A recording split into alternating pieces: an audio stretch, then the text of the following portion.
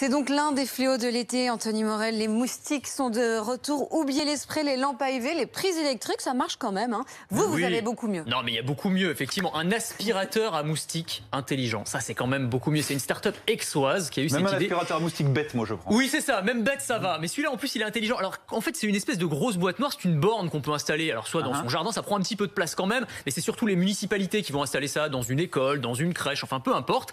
Et donc, vous mettez ça et ça va attirer impitoyablement tous les moustiques dans un rayon de 60 mètres. Et comment? Eh bien, en fait, en imitant l'être humain. Pourquoi est-ce que les moustiques viennent nous piquer? Un, parce qu'on respire, on dégage du CO2, et deux, parce qu'on dégage une odeur particulière.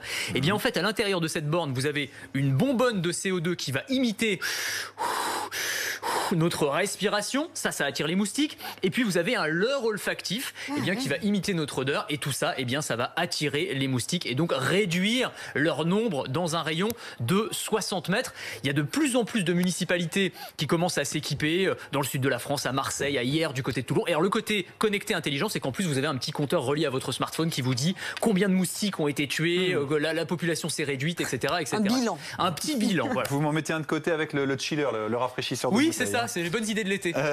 Autre idée, alors ça j'adore, enfin sur le papier, un laser anti-moustique qui détecte leur présence sur les murs de la chambre et du salon. Alors ça, j'ai découvert ça au CES de Las Vegas cette année, ça fait partie de ces gadgets complètement fous, c'est-à-dire qu'en gros, on a tous connu ça, vous entendez bzzz pendant la nuit, vous allumez la lumière, vous scrutez le mur, vous trouvez pas, vous éteignez. C'est l'horreur, c'est l'horreur. Et donc vous avez ce laser qui est couplé à une caméra intelligente, donc qui tourne à 360 degrés et qui a été en fait programmé pour détecter sur le mur la forme spécifique du moustique, très caractéristique évidemment. Et ça va le suivre avec un rayon. Alors un rayon, c'est pas le rayon laser qui va détruire le moustique. Il faut quand même l'écraser à la fin parce que sinon ce serait un petit peu dangereux d'avoir un laser qui se balade comme ça dans la chambre. Mais voilà, vous avez en tout cas cette indication et vous pouvez terminer ou laisser votre chien terminer le boulot. Mais sauf que le moustique, voyant le laser, va fuir.